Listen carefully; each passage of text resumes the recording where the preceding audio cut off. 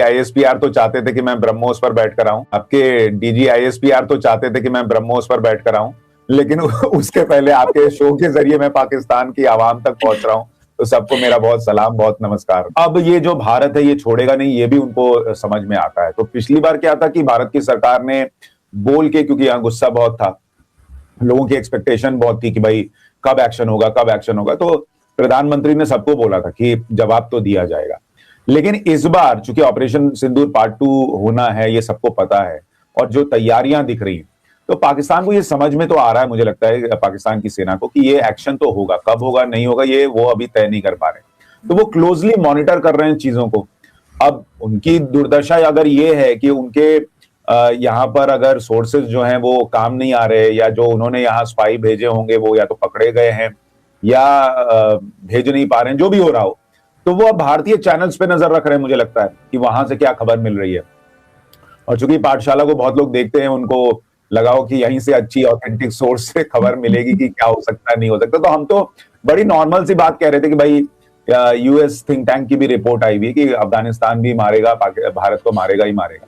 उसको उन्होंने एकदम से दिल पे ले लिया कि भाई ये तो मारने आने वाले। तो घबराहट है, मुझे लगता है ये, और इसलिए जहां से वो चीजें निकाल के और एक माहौल, एक बेस बना रहे हैं कि देखो भारत ये करने वाला है, देखो भारत ये करने वाला है, उसकी चीज ज्यादा मुझे लग रही है।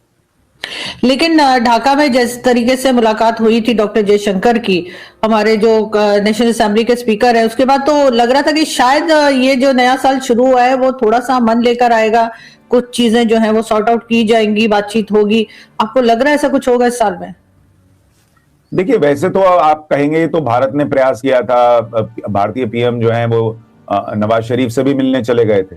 लेकिन आपके मुल्क की प्रॉब्लम क्या है, मतलब पाकिस्तान में स्पेशली जो सेना है और वहां जो लोग हैं, उनकी प्रॉब्लम क्या है कि उनके अपने इंटरनल फैक्टर्स इतने ज्यादा खराब हो रखे हैं कि आपके यहाँ महंगाई इतनी है, आपके यहाँ जो ग्रोथ है वो उतनी नहीं है, आप कर्जा लेके देश चल रहा है पाकिस्तान। तो उन सारी चीजों को ढकने के लिए उनको एक ही रास्ता दिखता है कि कैसे हम भारत से एंगेज करते रहें और ये दिखाते रहें कि देखो भारत के सामने साथ हमने ये किया, भारत में ये कर दिया, वो कर दिया। तो फोकस खुद को बढ़ाने पे कम और भारत को गिराने पे ज्यादा है।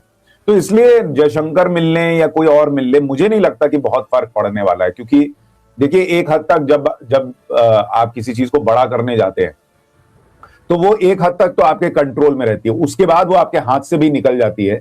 और मुझे लगता है पाकिस्तान में जो ये टेररिस्ट हैं वो अब इस तरह से रुक जाएं कि भाई अब आधे के बाद हम जो है भारत पे कोई हमला नहीं करेंगे, हमारा कोई आतंकी नहीं जाएगा, अब हम अमन से रहेंगे और हम कोई कसाब नहीं तैयार करेंगे, ये होना नहीं। इसलिए जयशंकर किसी से मिलने, प्रधानमंत्री किसी से मिलने, मुझे नहीं लगता कि भारत और पाकिस्तान के जो रिश्ते हैं वो अब सुधरने की स्थिति में मुझे लग रहा है। और इसलिए मुझे नहीं लगता कोई बहुत फर्क पड़ेगा। और 2026 में देखिए कई एस्ट्रोलॉजर्स भी प्रिडिक्ट कर रहे हैं कि 2026 में भारत पाकिस्तान का छोटा युद्ध तो होगा। लेकिन जो स्थितियां बन रही हैं, थिंक टैंक कह रहे हैं कि भाई युद्ध होना ही होना है क्योंकि भारत पर एक और टेररिस्ट अटैक होगा।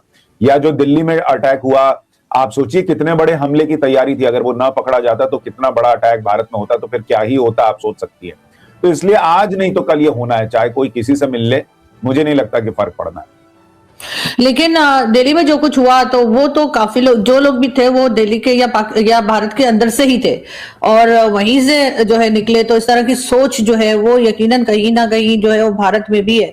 और आपका जो शो है वो चंद शोज में से जो बहुत डिसेंटली मतलब बात हो रही होती है, वो नहीं होता कि सब लोग लड़ रहे हैं या कुछ तरह की, बल्कि एक टॉपिक को लेकर और आप बात करते हैं तो डेफिनेटली लोग देख रहे होंगे हिंदुस्तान पाकिस्तान दोनों ही तरफ के। तो आपको नहीं लगता कि मीडिया की भी कुछ रिस्पॉन्सिबिलिटी आ जाती है कि थोड़ा सा मतलब जो टेंशन बनी हुई है उसको कम करें? क्योंकि पाकिस्तान ऑपरेशंस तो कर रहा है ना, चाहे वो केपीके में हो या कहीं पे। लेकिन आपको क्या लग रहा है कि पंजाब में ऑपरेशन नहीं होता जहां पे आप लोगों ने अटैक किया था? हम भी ये कहते हैं कि वहां पे ऑपरेशन क्यों नहीं होता जहां पे मसूद अजहर और हाफिज सईद जैसे लोग मौजूद हैं? और क्या हाफिज सईद या इस तरह के लोगों को अगर हैंडओवर कर दिया जाए, जो कि मुश्किल लग रहा है कि पाकिस्तान करेगा, तो क्या तब टेंशन कम हो सकती है?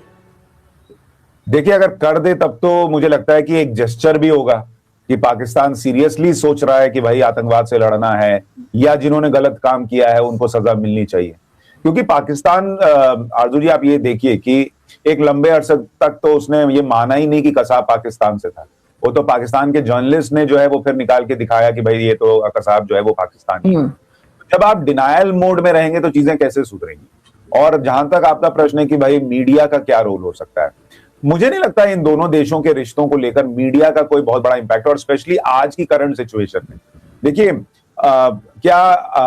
किसी आरजू काजमी की वजह से या किसी सुशांत सिन्हा की वजह से कश्मीर में टेररिस्ट आ रहे हैं।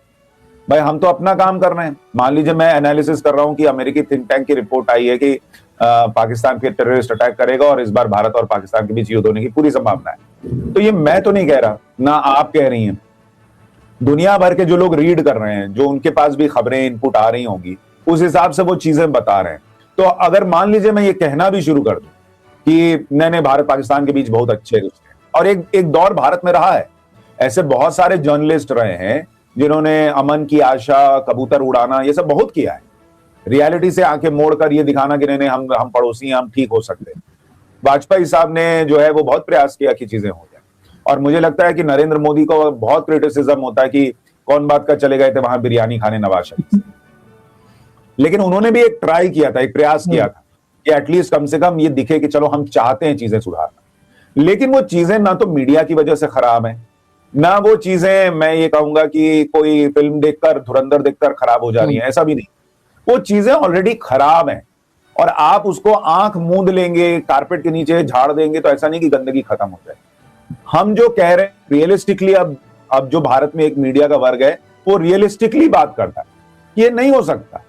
और आप देखिए दुनिया में अगर आप कमजोर रहें या अगर आप दुनिया में चुप बैठे तो भाई कोई उठ के घुस के आपके राष्ट्रपति को उठा के ले जाके और कहेगा कि अब तुम्हारा तेल मैं बेचूंगा और मैं अब बताऊंगा कि उसका क्या हिसाब होगा।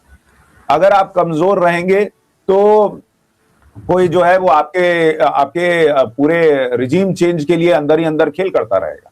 तो ये दुनिया भर में हो रहा है, और इसीलिए भारत की सबसे बड़ी ताकत नरेंद्र मोदी ने भारत की इकोनॉमी को बना रखा है, जिसकी वजह से भारत स्टेबल है। दूसरा, उन्होंने भारतीय सेना को ताकत दे रखी है कि जहां जरूरत पड़े, देखिए आप भी देखिए, गौर कीजिएगा आरजू जी की दो लोग जब भिड़ते हैं, लड़ाई करते हैं, और उसमें से एक अगर थोड़ी सी शर्ट जो है वो हटा के दिखाए कि एक रिवॉल्वर उसने कमर में खोस रखी है, तो उतने में कई बार मसला सॉल्व हो जाता है। तो अब ये जो नया वाला भारत है, इसने वो रिवॉल्वर कमर में रखी हुई, इनफैक्ट उसने बंदूका रखी हुई कि थोड़ा देखो कि हम क्या कर सकते हैं, ये बताना जरूरी। लेकिन मीडिया कुछ कर दे, आप सोचिए, आप बताइए, आप मुझे बताइए, आप अगर एक साल तक भी कहते रहेंगे भारत और पाकिस्तान को जो है वो शांति की बात करनी चाहिए, हो जाएगा? मुझे तो नहीं लगता हो सकता। इतने साल तो कबूतर उड़ाए हमने, कुछ नहीं हुआ। नहीं, डेफिनेटली बातचीत से नहीं हल होगा, बल्कि कुछ एक्शन भी करना पड़ेगा। और अगर पाकिस्तान, मुझे लगता है अगर हैंडओवर नहीं कर सकता तो कम से कम पाकिस्तान के अंदर ऐसे सजा दे कि जिससे कि जो है भारत को लगे कि हाँ हम सीरियस हैं इन लोगों को कंट्रोल करने में। सिर्फ ये कह देने से, मुझे ये बताइए, पाकिस्तान तो ये भी नहीं मानता कि दाऊद इब्राहिम उसके है, तो हैंडओवर किसको करेगा? पाकिस्तान ने तो ये नहीं माना था कि जो ओसामा बिन लादेन है उसके है, तो हैंडओवर किसको करेगा? वही मैं कह रहा हूं कि जो डिनायल मोड में है वो एक्सेप्टेंस कैसे लाएगा?